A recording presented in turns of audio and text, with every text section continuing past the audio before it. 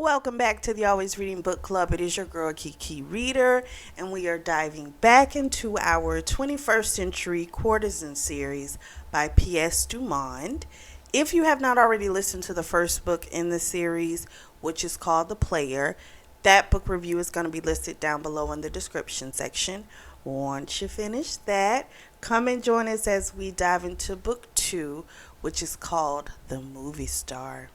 Start the book off with the memory, which is going to be a couple of weeks after the accident with the Wolf brothers, which happened 13 years ago. So we find out the mother, her name is Maureen, by the way, and I don't think I said that in the first book review. She was given 6 months for that crime. And Evie kept trying to find out, if Wyatt was alive or dead, but she could never get an answer because her and her sister were split up and they were put into foster care. So she has a conversation with her mother after her mother was sentenced, and her mother's telling her, you're my oldest, I need you to be strong. And Evie's like, I don't know if I can do that, And her mom's like, you have to, you're my oldest, you need to be strong for Ruby. And Evie's like, but she's not even with me. She's with a separate family. And I'm just like, poor girl, because that is a lot for a 13-year-old to have to deal with. That's a lot.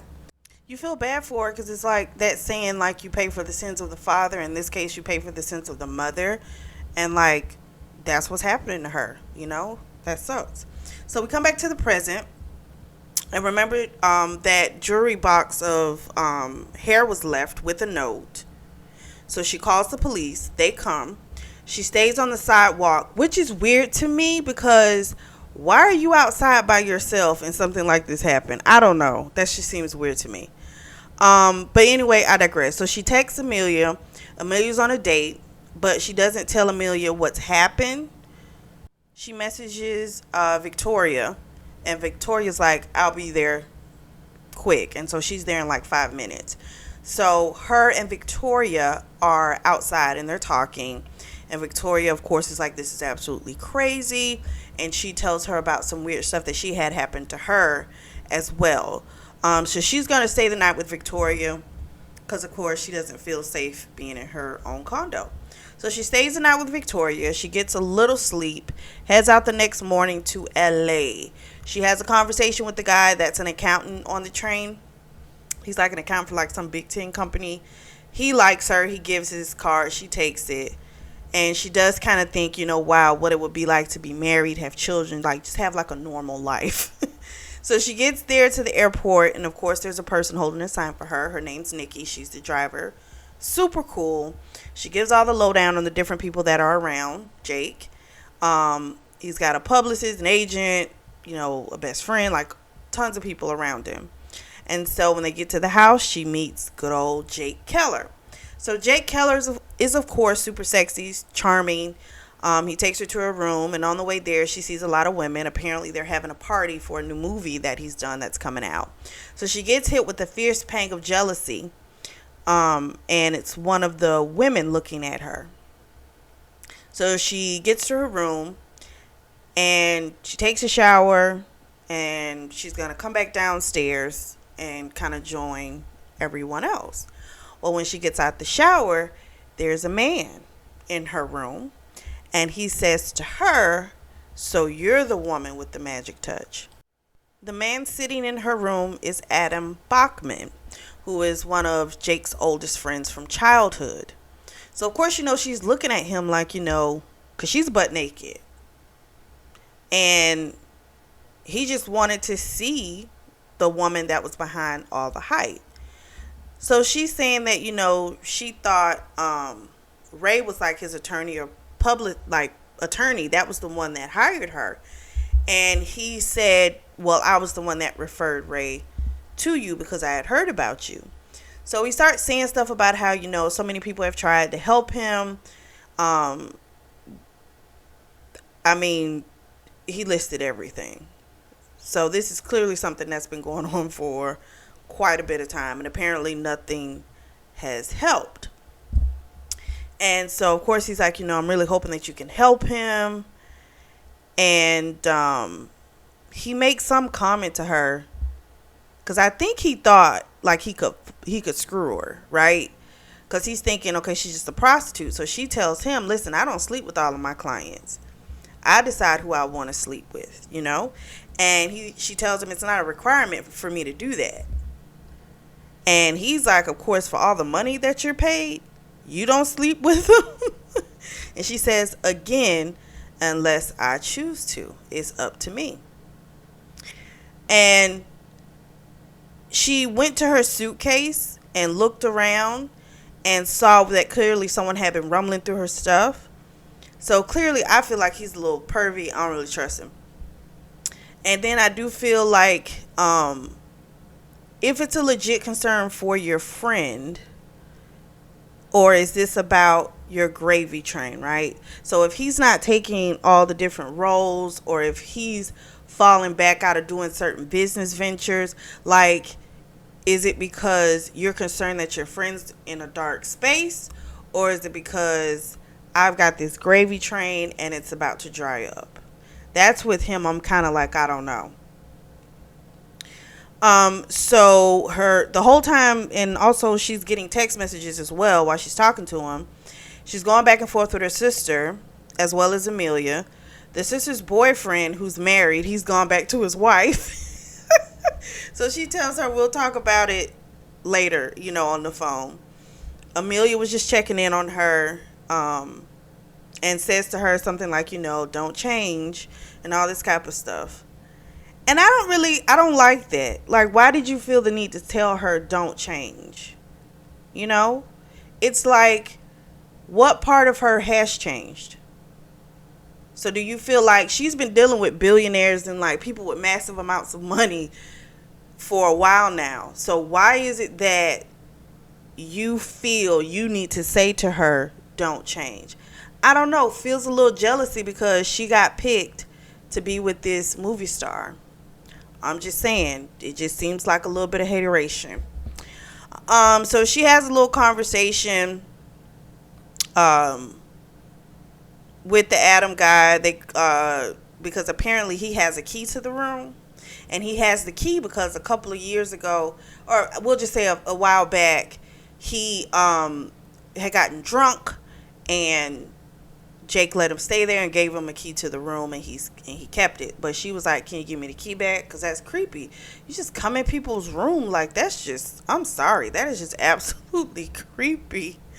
So he gives her the key back, and then they head downstairs. So she gets downstairs with Adam. She leaves him because he starts talking to somebody else. And then she just kind of goes wandering around, and he had told her before Jake could either be in the family room or he's going to be in his office. And he told her where each of them were. So she tries the family room first, but just the jealous girl is in there. And she leaves, goes to look for his office. Well, on her way to look for the office, she hears a conversation between Ray Stark, who's Jake's attorney, and his publicist. And I can't think of her name right now. It'll come to me in a minute. And they're basically going back and forth, and the publicist is just kind of like, what's so great about her, what's going on, and he tells her this story of a producer who was like having massive trouble, like couldn't get a hit for anything, losing money left and right, and how he spent the time with her and he's back on top, completely turned it around. So they, of course, use the term prostitute, which does affect her because she doesn't like that terminology. She sees herself, you can say escort, you can say a courtesan, but she doesn't like saying prostitute. But I'm like, I mean, I don't know. I mean, she may not like it, and I think maybe because she has that other, that empathic ability, she feels like I'm more than that. But I'm just saying, you on the same payroll with the girls that's screwing for money.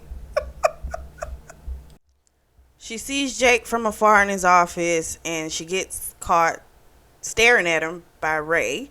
And he, of course, has this cold look in his eyes. He seems very calculated. I'm like, he's a damn attorney. I don't see warmth from an attorney. I wouldn't expect that. I'm just saying. So he made the comment to her, we're not paying you to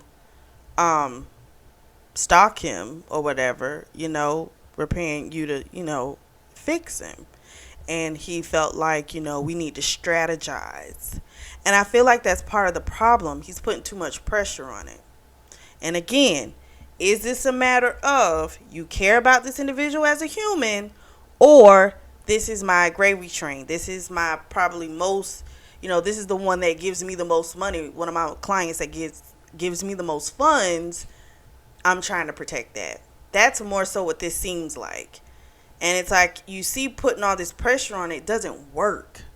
I feel like that's honestly a huge part of the problem. Like, you got all these different people depending on you, and if you don't really feel like doing it, isn't an option because people are depending on you. You know what I'm saying? So, I don't know. I wonder if that's his issue. So, before she can get to Jake, he apparently leaves and he jumps on his bike and he zooms out of there.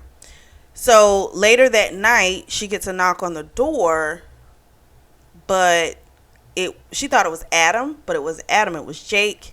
He was drunk and he asked if he could sleep in her room that night. So he lays down in her bed where he strips off his clothes first. He's, of course, a fine specimen of a man. Great equipment, according to her. He just wants to sleep, but she can feel that whatever it is, it's stuck in his throat. So it's something he needs to say that he's not saying. So she does realize, it's going to take some time, to get him to open up, to get the details of what's fully going on. So the next morning she wakes up, he's gone. Everyone's basically looking for him.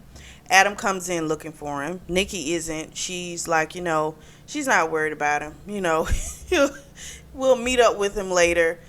She asked she asked Evie, do you want to go see all of LA? The bells and whistles. And Evie, of course, is like, yes. So Adam was mad because he had a meeting set up and clearly Jake wasn't going to make that meeting. And so he's like, well, I'm coming with you too. So she also, I forgot to say this, she got a text message from Jake, who he wants to see her. Not Jake, I'm sorry, Dylan. Because he's kind of her boyfriend, right? So he wants to see her. And she's like, I'm on a job. And he's like, well, when are you going to be done? And she says, I don't know. It's going to take a few weeks to a month. And he's like, well, afterwards, can I come see you in Chicago? And she's like, yeah, sure. And he's again with this whole I miss you. He wanted to do phone sex with her and stuff. And she's like, that's not happening. And we also find out that his mother is going through another bout of chemo. And the last time she went and visited the mom in Dallas, the mom had told her, because at this point, you got to think it's been 2 years. He hasn't put a ring on her finger. And the mom loves her and the mom wants them together. But the mother also told her, listen, you deserve someone who is not going to string you along, And if you find a man that thinks the world of you and you love him, then I want you to go for that. And I like that because, the mother, sometimes you can see, okay, this could be a good person for my son, but if you know your child isn't ready for something like that, then I feel like she has a genuine friendship with Evie, because that's a woman's conversation. You know what I'm saying? Like, you deserve to be loved. You don't deserve to be strung along. No one deserves that. So if you find somebody who wants to be with you, I want you to go for it. And I like that, because that means she genuinely cares about Evie and wants what's best for her. That means her son misses out. Because, that's how life works. But that made me super happy that the mother, said that to her. And it resonated with her as well. Even though she loves Dylan and that's where she wants to be, she's kind of tired of him too. You know what I'm saying? Because, all the time he's saying the fact that he's going to marry her. He's saying this stuff to her, but there's never any action in it, right? And so I think it helped her to kind of move forward, because a lot of times if you build like a relationship with the mother or something like that, sometimes it kind of helps people stay stuck on this person because they want to be a part of that family or this and that. But she had said before, her and that mother, they're going to have a friendship whether she's with Dylan or not. They just connected on another level, and that's honestly her friend. So that just made me really happy that the woman told her that. It was a real statement, and she took it to heart, and that made me truly happy. So the next 5 days are spent doing a ton of different things. Jake's always comes along afterwards. They've already started. Of course, she's starting to like him. He's liking her.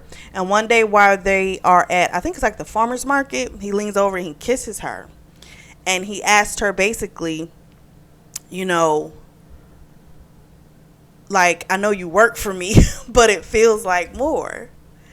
And he's like, is it? And she's like, I'm not supposed to wonder about things like that. So they get back to the house. They're in the middle of talking. Nikki comes in, and on some celeb gossip Instagram page, they have them plastered all over it, and they're trying to figure out who this new woman is in Jake Keller's life. And he just says to her, you know, for what it's worth, it wasn't a PR stunt. And he just wanted her to know that, and then he walks off. And Nikki, of course, is like, oh my gosh, I'm so sorry, I didn't mean to interrupt you, blah, blah, blah, blah. He revs up his motorcycle, he leaves. So that's his thing. When he doesn't want to deal with stuff or something becomes too much, he gets on the bike and he runs. So later that night, she gets a knock on the door, but his eyes are clear, Jake's. He's not drunk tonight. And he told her, I just want you to know I'm not drunk. And she's like, okay. And he's like, okay, I'll leave. And she's like, no, I want you to stay. He comes in, and of course, they have a great fuck session. He fingers her first, and then he eases into her. She comes. They just have a glorious night. So even though she didn't get an empathic reaction, it's cool because she likes this guy. So the next few days, her and Jake, they have just been sexing a lot. And so around the 4th day, she gets she gets a text message from Amelia saying that they're coming to town, her and Victoria. Victoria got some gig with some high-powered guy. I want to say a Chinese guy. Big wig was coming into town. And Amelia was just kind of coming along with her. And they wanted to get together, for like, breakfast or coffee or something the next day. And so she's game for that. So she asked Amelia to get her mail for her. And she's like, get the key from my neighbor. And so she does it. So she sees him the next day. And now apparently Amelia has a last minute booking out there. So it's a short visit. But she does give her the mail. And it's a letter from the devoted fan. Now and then I wonder if it's Amelia.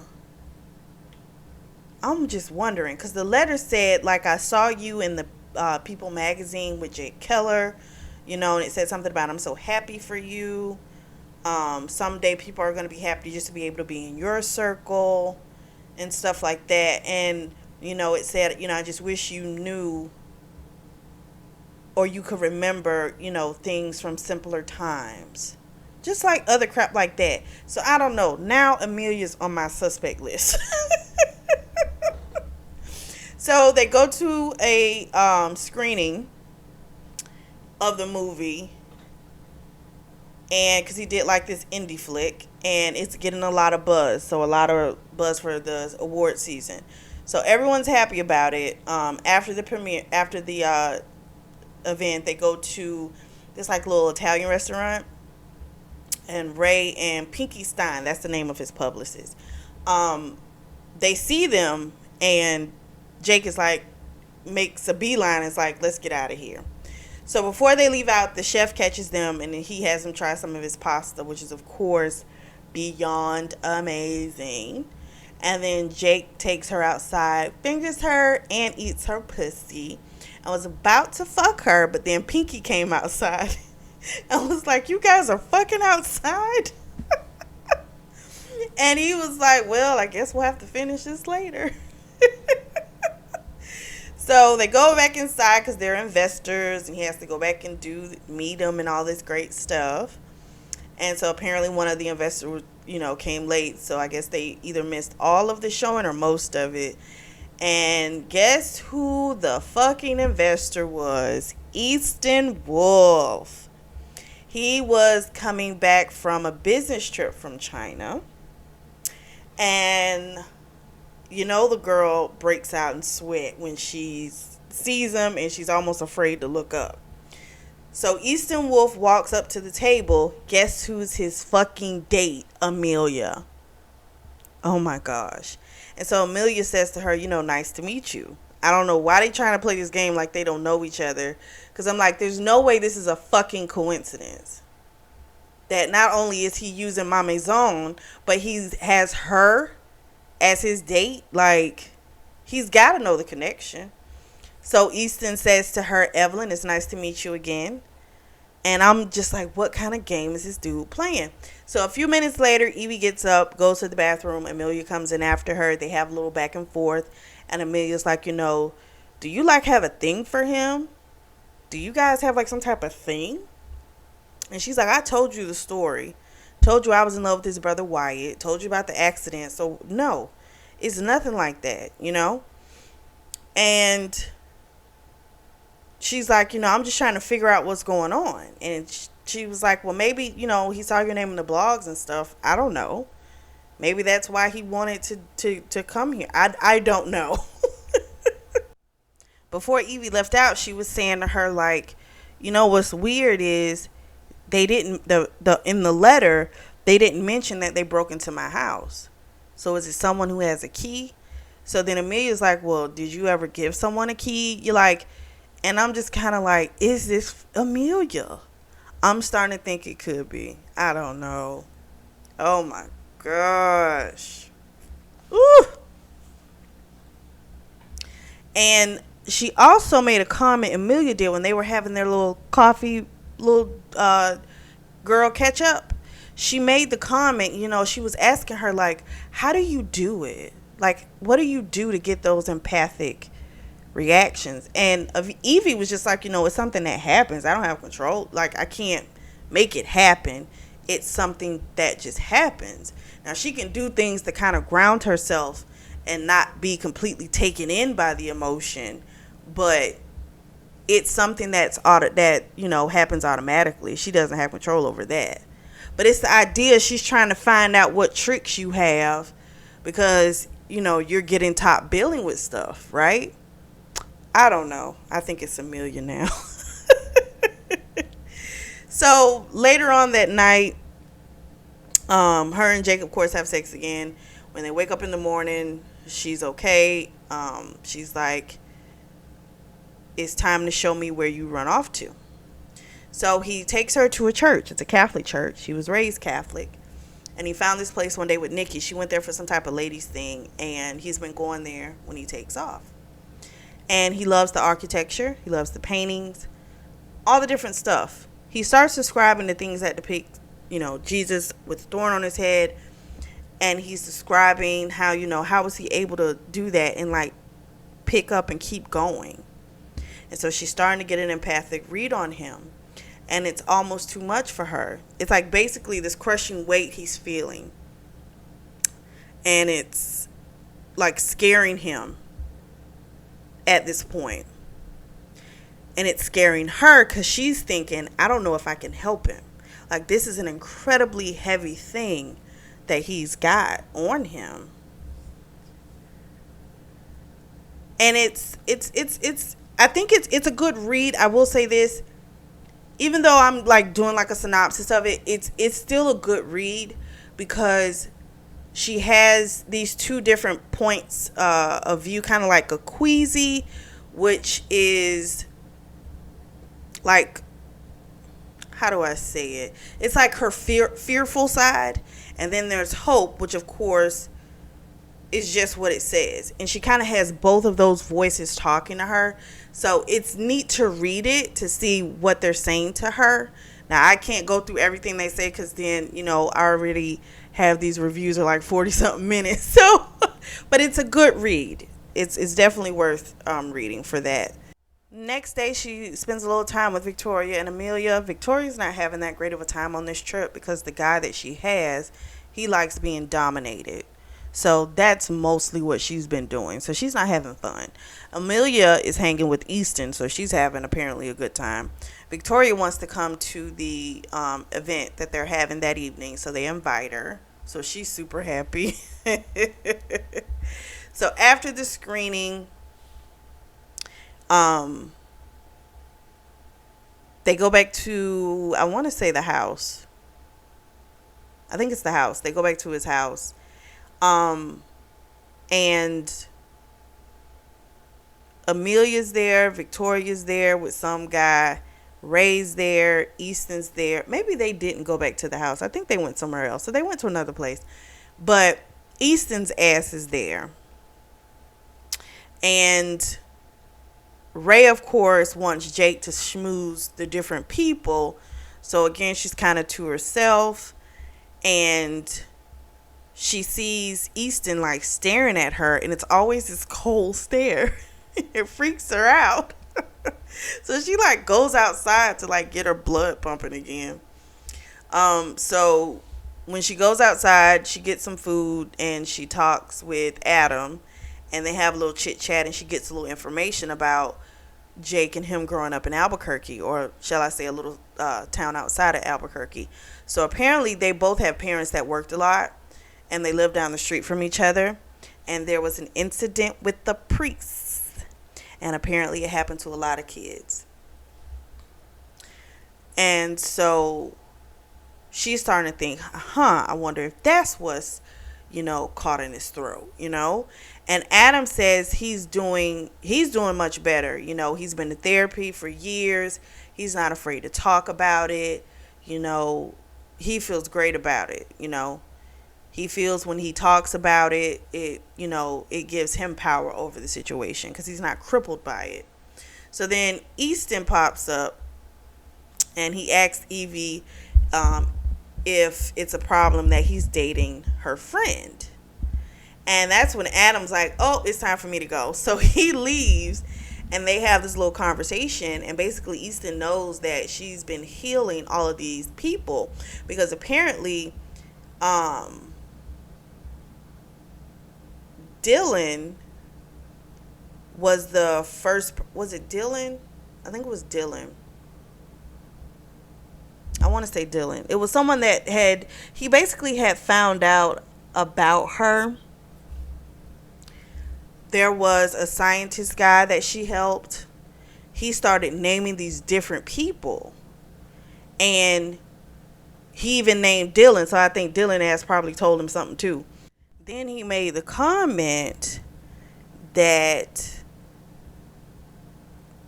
day of the accident, she was trying to heal Wyatt. And she looks at him. She's like, how did you know that?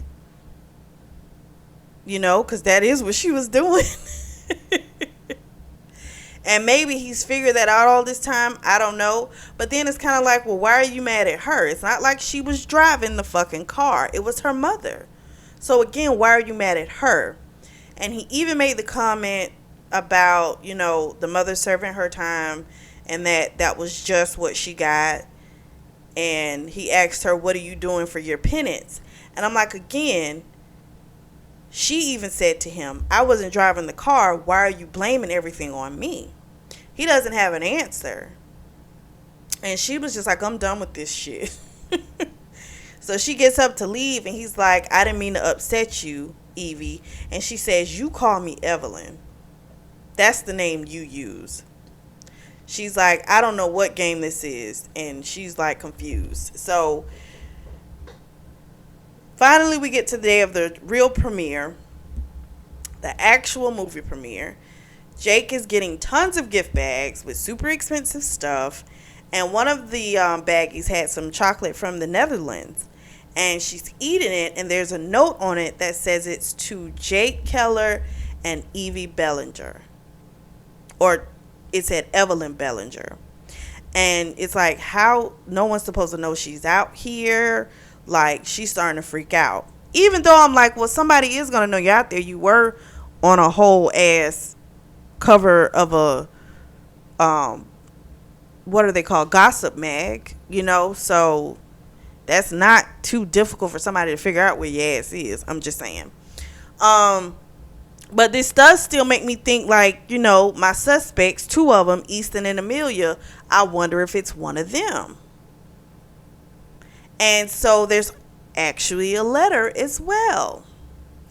The letter says that this might not be the type of work for you, this consulting work. You might need to try and do something different. Saying again, I don't mean to startle you, but it seems you're not understanding me. Just some absolutely crazy shit. And he also told the story of, like, the mother bringing her two kids to a library, having them listen to the story time, not realizing that every time she took them there was a guy that was near them. The mother wasn't paying attention. So this is, like, super weird. Or maybe, I don't know. Is this somebody from her past? I don't know.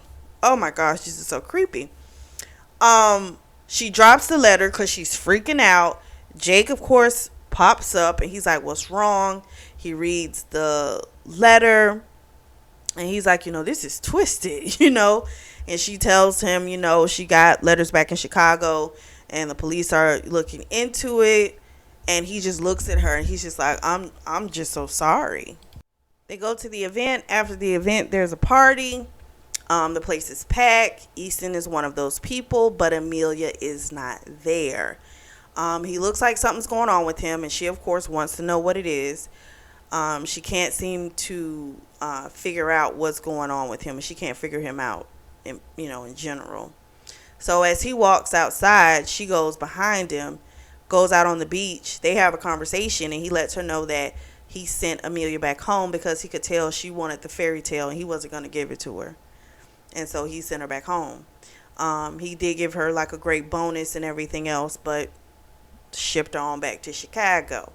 So then they have a conversation and he tells her how grueling it was for Wyatt, for him and the parents and everything. And, the parents had made peace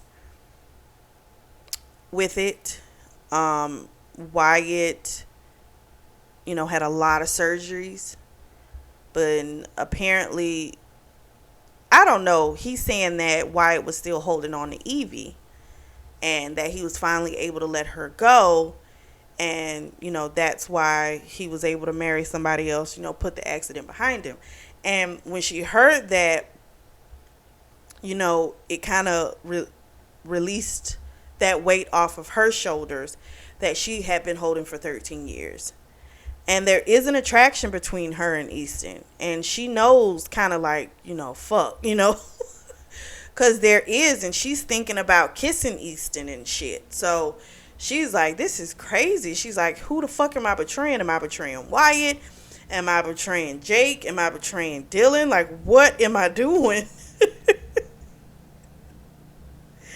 And so the girl is a little screwed. When she leaves from Easton, she checks her phone. Guess what? She's got an influx of messages from Ruby saying that the mother, Maureen, she's had a split again. Apparently it's a bad one. So she's saying that she can't let that bad man get to her kids again. And so Evie's just like, oh, shoot, So Ruby was like, you're not answering your phone. And this is the type of stuff I just, this isn't right, And I can't stand this. And this is kind of the issue when you have people that are strong and that take on people's fucking problems. People just dump them on you. And when you don't allow them to dump the problems on you, they get upset. Not realizing the effect that it has on you. And this is clearly what's happening with Evie. Like, her family, it's a fucking burden. It is. She got a mama that's, whacked out. She's got a sister that is selfish and, doesn't care, just wants to take what she can get. You know what I'm saying? It's a lot. And no one is worried about how the hell this girl is, like, holding under all this pressure. Because if she cracks, if she breaks and she's gone, guess what? They'll just find another person to throw their shit on. You know? I just feel bad for Evie when it comes to this. I really do. Especially when they try and make her feel bad. That's the shit I just, ugh, that irks me. So she's got to get back home. So she's spazzing out. She sends messages to Jake to let him know, she's got a family emergency.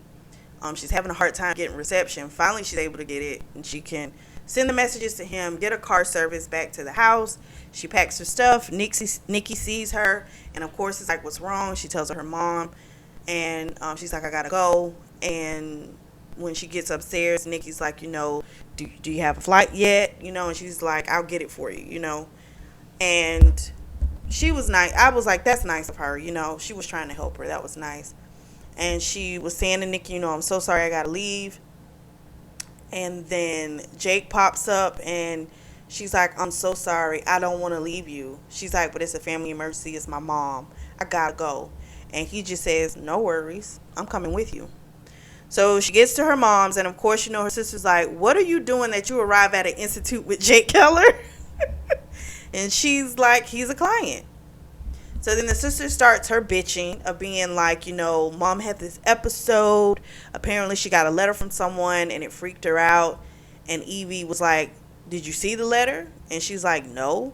And so then Ruby's all like, everything's not always about you, Evie. And Evie snapped. And she was just kind of like, I have to pay for every fucking thing. I got to pay for your school. I got to pay for mom to live here. I gotta pay for my own stuff because with the mom, insurance doesn't take care of everything, so she's gotta cover it. You gotta think the experimental stuff she's doing, insurance doesn't cover that shit at all, so she's gotta take care of all of that. And you gonna sit your ass up here and tell me something, everything's not about me? And Evie was like, I wish for once something was about me. I wish. And she walked off. She goes in to see her mom. Her mom's trying to turn the channel, but it's taking her forever. But she's determined to do it on her own because she wants to see, turn it to the CNN so she can see the fine anchor. So the nurse comes in, and she says, Maureen, you ready for your medicine? Evie asks about the letter. She looks through the mail, and she sees the letter is from Kyle. So the letter from Kyle is saying, I'm reaching out to you to make amends. He says he's been going to therapy for a very long time. He says that he looked, but he never touched. So clearly it's got something to do with the girls. And I bet you it's about Evie. So Evie, of course, starts shaking at this point. She's sweating. And he says in the letter that, I look in on the girls from time to time. And I correspond with them kind of like a pen pal. So I'm like, is it this motherfucker that's writing these letters? And he's like, I tried my best. I was always fond of you and the girls. He apparently was like 10 years younger than Maureen when he got with her. And he got hurt on the job. He got hooked on the pain pills. And so he's been dealing with that addiction. But clearly something else was going on because he kept saying in his letter, like, I never acted on it. I never acted on it. Just because you look doesn't mean you're going to do something. So Ruby comes in the room. Ruby takes the letter from her because Evie asked her mom, why did we leave that day? And her mother said, we just had to leave. I knew it was the right thing to do. I had to follow my gut. And she says, but what happened that made you feel that way, Mom? And she says, I don't want to talk about it. And so then Ruby reads the letter and she drops it and runs out. See what I'm saying? Like, she don't like to deal with shit either. But look at Evie's like, got to sit here and got to try and like figure this shit out, And so she yells out, and before Ruby left out, she yelled out like, oh fuck, and she ran. And then she asked her mom again. She's like, did you save us that day? And she said, I'll never really know if I did or not. She said, but I was trying to. And she realizes all her, her healing all these different men, she just really needed to heal her mother. She's been trying to heal her mother, but I guess it's been coming through trying to heal other people because she couldn't heal her mother. And so she tells her mother, thank you. And she tells her mother she's sorry, and her mother says, I'm sorry too. So Jake and Evie are booked in a cabin like a couple of counties over. They get there. She, of course, wants to fix him now, right? She wants to get this out of him. And he, of course, doesn't want to talk about it, but she knows it's time for them to deal with this. And so while they're fucking, she says to him, "Tell me what Father Tate told you to say when you saw him hurting Adam." And he was like, "I don't want to talk about that." And she kept pressing him to get it out of him because that's what's stuck in his throat. And basically, Father told him, "No one's going to believe you." And he had told him the same thing when Jake was touching him. So the Father Tate dude was messing with both of them boys. And so she says the phrases to him that he's supposed to say, and saying never again. It'll happen, that will never again be the situation. And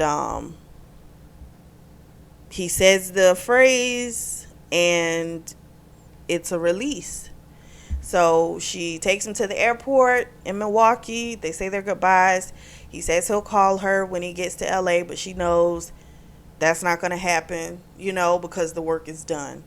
And so he leaves, and she knows he's out of her life for good, but she's okay with that because her job was to help him. So she's back in Chicago. She's going out with the girls to get something to eat. She gets a text message from Ruby. Ruby says she's met a new guy. She says her mom's doing really well, but she does, want them to come and visit her soon. They've changed her back to her old room because apparently it smelled like cheap perfume. And I'm thinking like that's going to come back into play. No. And then she tells her, about coming back to visit. Ruby tells her, what else? I think that was it. That's all Ruby said. Evie tells the girls about the breakthrough that she had with her mom. And then Amelia tells her about the conversation she had with Easton. And basically her hearing everything that happened from his perspective is like, oh my gosh, it was like severely fucked up. And Evie's like, I never said it wasn't fucked up. It was a horrible situation. And so Amelia's all like, well, Wyatt pretty much, it was worse for him. And he's like permanently broken, which is a different story than what what Easton told Evie, because he was saying, he had a breakthrough, he let go of Evie, and he was able to go on and love somebody else.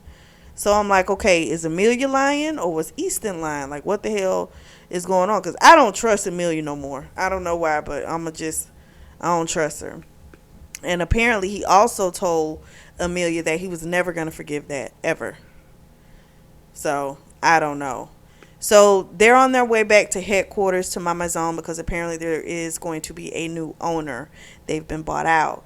On the way there, she gets a text message from Dylan saying his flight got canceled because of a tornado. He's going to be late, but he'll just let himself in. And she's like, I never gave you a key. And he's like, yes, you did a few visits back. She doesn't remember giving him a key, so now he's back on my suspect list.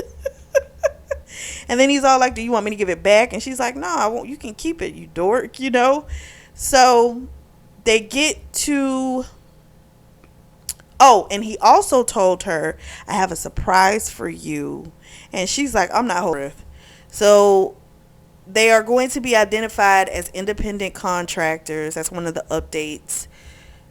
And I'm like, I thought they already were that. But anyway, I digress. And then in walks the new owner. And yes, you guessed it. It is Easton Wolf. Amelia's super happy to see him. But poor Evie is like, oh my gosh, I am royally fucked. So then she gets home. And guess what?